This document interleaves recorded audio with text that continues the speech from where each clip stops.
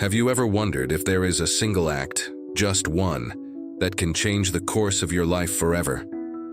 What if I told you that the greatest achievement you can achieve is not in the relentless pursuit of external goals, nor in the frantic race for recognition, but in something much more subtle, hidden in the silent folds of your own consciousness? Imagine yourself standing on the edge of an invisible bridge. Behind you, the weight of the known, routines, expectations, fears. In front of you, the vast territory of the unknown, pulsating with possibilities that few have the courage to touch. And it all depends on a single step, crossing or staying. Most people live in circles, repeating old patterns like moths attracted to a light that has already gone out. They believe that achievement is something that accumulates on the outside, titles, possessions, applause, only to later realize an even greater emptiness inside. True fulfillment, however, has never been in the world's shop windows. It is an internal fire, a silent transformation, a profound reminder of what you have always been but have forgotten.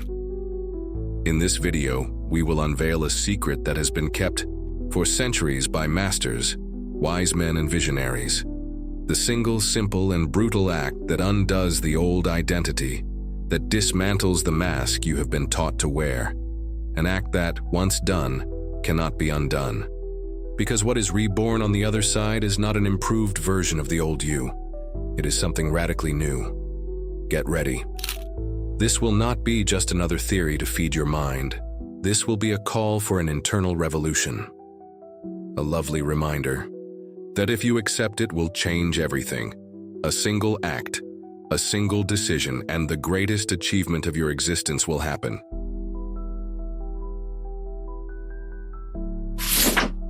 In ancient times, long before success was measured by medals, wealth, or positions, the wisest civilizations already knew the true map of human achievement. Among the ancient Egyptians, the ultimate victory was not to defeat armies, but to defeat oneself. In the hieroglyphics hidden in silent chambers, initiates learned that crossing the portal of inner transformation was the true triumph reserved only for those who dared to face their own abysses. In Eastern traditions, Zen masters taught that the greatest achievement was the dissolution of the ego, the collapse of that identity built on illusions. The bowl must be emptied in order to be filled, they said. The samurai was feared not only for his skill with the sword, but mainly for the serenity that emanated from those who had first killed their own fear within themselves. In the Tao Te Ching, Lao Tzu suggested that the greatest power was that which did not need to be displayed, a power that arose from silent alignment with the invisible flow of existence. Carl Jung in the West would later echo this same principle, when he argued that individuation, the process of becoming truly who one is, required a dive into the depths of the unconscious, a painful and sacred descent where social masks were shattered, revealing the authentic face of the soul. Jung understood that the greatest enemy of human beings was not failure, but blind identification with a limited image of oneself, constructed to please the world, but which betrayed one's very essence. Medieval alchemists, often misunderstood, as merely obsessed with turning lead into gold, were in fact speaking of another transmutation, the transformation of the raw soul into spiritual gold. For them, the great work, the opus magnum, was not about conquering the outside world, but about fusing the scattered parts of the self into a brilliant, indestructible whole. These teachings echo a truth that remains intact to this day, hidden, in plain sight. The greatest achievement of your life will not be something you add to yourself, but something you have the courage to let die. A rebirth that requires first going through the invisible fire of inner renunciation. This is precisely the journey we are about to explore. Prepare to discover what so many have sought outside, but only the most attentive have found within. Imagine yourself walking through an ancient forest, where every step echoes among trees that have witnessed entire civilizations rise and fall. In this scenario, life whispers to you a secret that few hear. You don't need to add anything to yourself to achieve greatness. You need to strip yourself, not of clothes, but of invisible weights. The beliefs that carry the scent of fear, the expectations that were planted in you like strange seeds, the roles you assumed to be accepted, loved, validated. Each of these elements has built a subtle prison around your truest self, and it is this prison that needs to crumble. The common mind believes that improving yourself is like decorating a Christmas tree, adding skills, accumulating merits, earning titles. But the ancient masters knew the human being is not a tree to be adorned. It is a precious stone to be unearthed. Its brilliance comes not from what you put on it, but from what you remove. Pride, fear, guilt, attachment, each layer removed, reveals a spark more of what you always were. And it is in this movement of detachment, of inner nakedness, that the miracle happens. However, this miracle is not silent. It is accompanied by a kind of death, the death of the old self. The mind struggles, the ego screams, the old identity struggles, trying to stay alive. And it is here that many give up, confusing discomfort with error, pain with failure. But the fire that burns away what you are not is the same one that forges what you truly are. Going through this fire requires courage, because it means crossing the valley of the unknown, where your old certainties evaporate and where, for a time, all that remains is you. Raw, vulnerable, but finally real. This realization does not come with trumpets.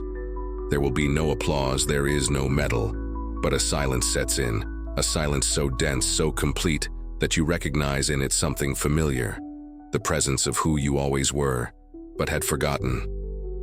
It is at this point that you begin to live not as an anxious construction, but as an authentic force, no longer trying to prove something to the world, just being. And this being is magnetic, because the world can resist words, arguments, strategies, but it cannot resist pure authenticity. The greatest feat you will ever achieve will not be achieved with excessive sweat or inflated promises. It will be a simple but radical decision to abandon everything that you are not. And this abandonment, paradoxically, will fill you with such a serene and irreversible strength that everything else in your life, opportunities, people, destinies, will begin to reorganize itself around your new frequency. That is true fulfillment. It is not what you achieve. It is what you become when you stop hiding from yourself. Shedding the layers of illusion is not a one-time act. It is a living process, an alchemy that continues to unfold with each choice, with each small death of the old self. When you begin to live this way, stripped of the masks the world expects you to wear, something strange and wonderful happens. You cease to be predictable. The old pattern of automatic reactions melts away like mist before the sun. Your presence becomes an enigma, your energy a mystery. You are no longer easily classified, manipulated, or contained. You become vast as the sky, impossible to bottle. It is at this stage that true creation begins. Because the universe, like nature, favors that which is authentic, that which pulsates from its own center, and not as an echo of the expectations of others. Life responds to those who dare to be whole, not to those who seek approval. And herein lies the paradox that few understand. The more you free yourself from the need to conquer the world, the more the world seems to open up before your feet.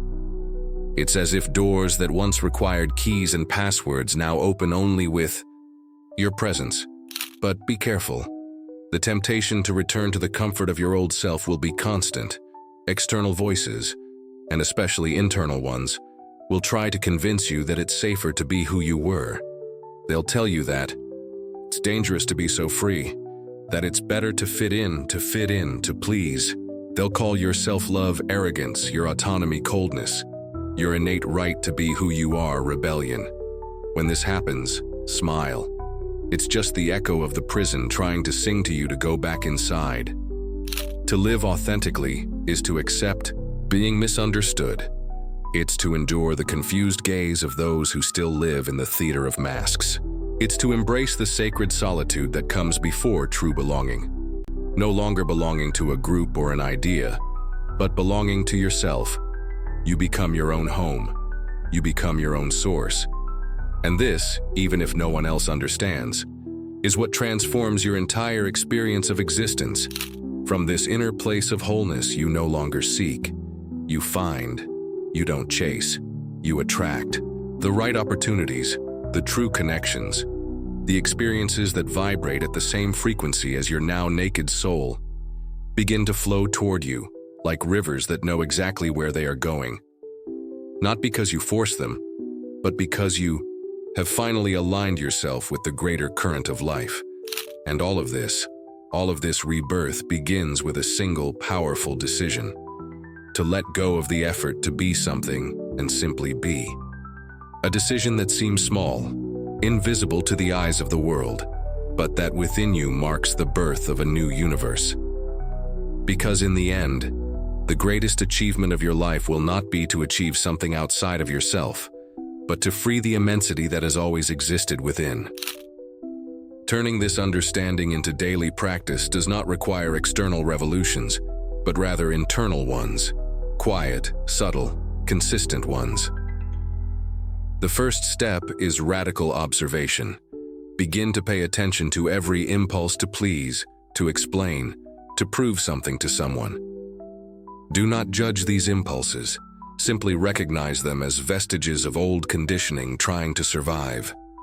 Each time the urge to be accepted or understood arises, take a deep breath and ask yourself, does this come from my essence or from fear?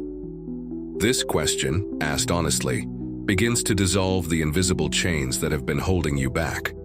The second practice is conscious withdrawal. This is not about isolating yourself from the world, but about collecting the energy that you have been pouring out without awareness. Select your words as one would select seeds for a sacred garden. Say less, but let each word be a mirror of your truth. And most importantly, know that silence, when it comes from presence, is often more powerful than any speech. The third practice is energetic alignment. Every morning, before you launch into the demands of the day, take a moment to ground yourself. Close your eyes, breathe deeply, and feel the center of your being like a silent tree that does not bend to the winds of circumstance. Visualize your energy circulating within you, intact, radiant, without leaks. This small daily ritual strengthens your invisible integrity. Throughout the day, practice non-response as an exercise in power. When someone tries to provoke, demand explanations, or pull you into drama, allow yourself not to react immediately. Feel the strength that grows in the gap between stimulus and response. This space is where true freedom is born. It is there that you choose to be a creator, not a creature of circumstance. And know that there will be uncomfortable moments. There will be silences that feel heavy, distances that feel unavoidable. But gradually, you will realize that each bit of discomfort is actually a piece of the old you falling away, a release, a relief, a return. Life does not reward what you appear to be. It responds to who you really are. And being whole today, in a world that wants you fragmented, is the most revolutionary act and the greatest gift you can give yourself.